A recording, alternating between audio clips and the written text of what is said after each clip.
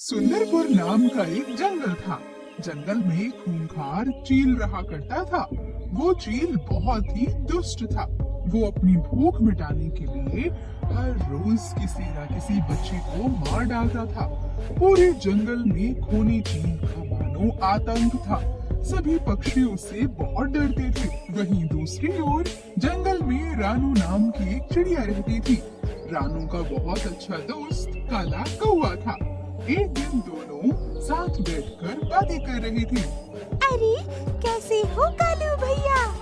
अरे मैं तो बहुत ही बढ़िया हूँ। तुम बताओ तुम कैसी हो? बहुत दिनों के बाद मिल रही हो। कोई परेशानी है क्या? कालू भैया, मैं जरा अपने बच्चों को लेकर परेशान हूँ। अरे लेकिन क्यों? ऐसा भला क्या हो गया? दरअसल भैया, मैं खाना लेने बाहर जाती हूँ और तब तक मेरे बच्चे अकेले रहते हैं। खाना ढूंढने के लिए मुझे बहुत दूर जाना पड़ता है और बहुत मेहनत करनी पड़ती है। मुझे उस खूनी चील का डर लगा रहता है। ओह, तो ये बात है। बात तो तुम ठीक कह रही हो। पूरे जंगल में उस खूनी चील का आतंक तो है। कालू भैया, क्या आप इसमें मेरी एक मदद कर सकते हैं? जब भी बस मैं खाना लेने बाहर जाऊं, तब तक के लिए क्या आप मेरे बच्चों के पास रुक जाएंगे? उस चील से उनकी रक्षा कर सकेंगे आप? हाँ, इसमें भला पूछने वाली क्या बात है। मैं जरूर उनके पास रुक जाऊंगा। बस इसके बाद दोनों ने जैसा सोचा था वैसा ही हुआ। रानू जब खाना लेने बाहर जाती है तो काला कौवा वहाँ पर आ जाता है और उसके बच्चों का ख्याल रखता है। देखते ही देखते समय बीतने लगता। वहीं दूसरी ओर जंगल में एक दिन कपटी चील शिकार करने निकलता है। बहुत भूख लगी है मुझे। चलो जंगल में जाता हूँ और शिकार करता हूँ।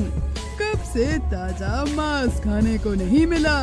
एक दिन रानू खाना लेने तभी बाहर जाती है और खाना ढूंढते ढूंढते बहुत दूर निकल जाती है। चील भी खाना ढूंढते ढूंढते रानू के घोंसले के पास आ जाता है और दूर से ही उसके घोंसले पर नजर रखने लगता है। ये तो चिड़िया के बच्चे हैं। बड़े ही नाजुक लग रहे हैं।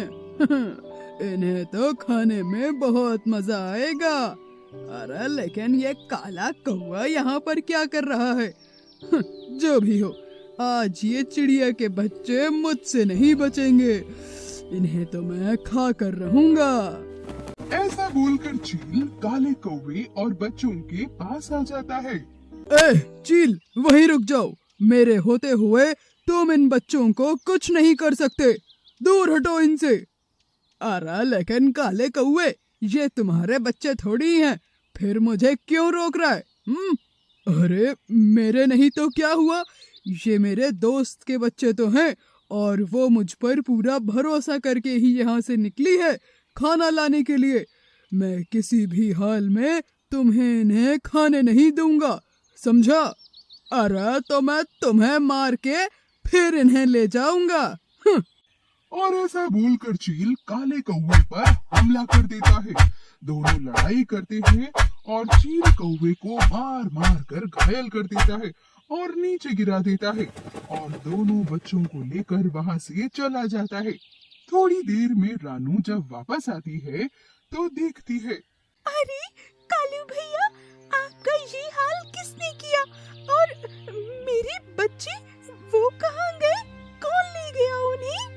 जो कुछ भी हुआ था काला कौवा दुखी होकर उसे सब कुछ बता देता है और ये सुनकर रानू बहुत जोर जोर से रोने लगती है।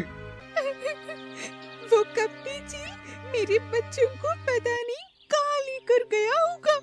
मेरे बच्चे पता नहीं किस हाल में होंगे। मुझे जल्दी ही उनके पास पहुँचना होगा। अरे रानू बहन, वो तुम्हारे बच्चों को अपने घोंसले पर ही ले गया होगा। तुम भला अकेली उसका मुकाबला कैसे करोगी? वो तुम्हें भी मार कर खा सकता है। लेकिन मैं हार हाथ पर हाथ रखकर भी तो नहीं बैठ सकती। मुझे कुछ तो करना ही पड़ेगा ना अपने बच्चों के लिए। और फिर दोनों लोग सोचने लगते हैं। तभी रानू को एक युक्ति सूझती है।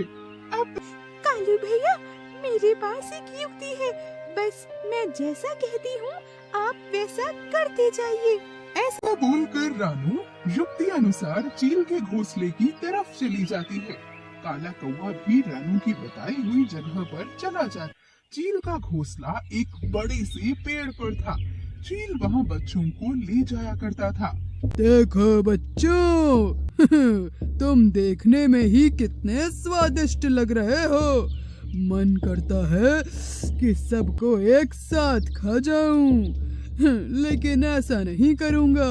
रात को सबको पकाऊंगा एक साथ और तब खाऊंगा। खाने में बहुत ही मजा आएगा।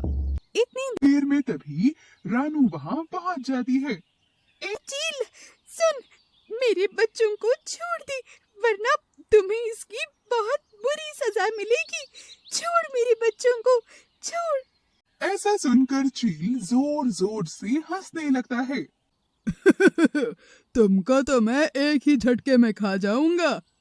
तुम्हें क्या लगता है तुम मेरा कुछ बिगाड़ पाओगी? अरे कपटी चील, तू मुझे क्या खाएगा? तू तो मुझे पकड़ भी नहीं सकता। तू सिर्फ मेरे छोटे छोटे बच्चों को ही पकड़ सकता है। अगर है हिम्मत तो मुझे पकड़ कर दिखा। आओ। अब ये सुनकर चील को बहुत गुस्सा आ जाता है। वो तुरंत रानू को पकड़ने के लिए निकल जाता है। दोनों उड़ के बहुत दूर पहुंच जाते हैं। रानू एक पेड़ की तभी गुफा में चली जाती है। वहीं चील भी उसके पीछे पीछे गुफा में आ जाता है। रानू तभी दूसरे दरवाजे से बाहर निकल जाती है और योजना अनुसार रानू डोरी काट देती है। जैसे ही चील दूसरे दरवाजे से बाहर आता है तो जोर से लकड़ी का टुकड़ा चील के सिर पे टकराता है और सिर पे लगने की वजह से चील घायल होकर नीचे जमीन पर गिर पड़ता है और उड़ नहीं पाता। अरे मैं तो मारा गया। ए भगवान, मुझे बचा लो। इस चिड़िया ने मुझे फंसा दिया। चिड़िया, तुझे तो मैं छोड़ूंगा नहीं। दरअसल रानू और काले कौवे ने योजना के मुताबिक लकड़ी के टुकड़े को डोरी से बांधकर लटका दिया था और दोनों की योजना सफल होती है। दोनों चील के पास आते हैं और उसे देखकर मुस्कुराने लगते हैं। अब तुम्हें समझ में आया कि जब किसी को दर्द होता है तो उसे कैसा लगता है। तुम्हारी सजा भी यही है कपटी चील। ना जाने तुमने कितने बेजुबान बच्चों को खाया होगा। हाँ, बिल्कुल सही बात है। तुम इसी के लायक हो। जल्दी से चील के घोंसले पर चले जाते हैं और वहाँ से बच्चों को बचाकर खुशी खुशी अपने घर आ जाते हैं। दूसरी ओर सर पे चोट लगने की वजह से चील धीरे धीरे मर जाता है और जंगल में वापस से सभी लोग खुशी खुशी रहने लगते हैं। मेरे प्यारे भाइयों बहनों, प्लीज़ कहानी अच्छी लगे तो सब्सक्राइब का बटन दबा दो।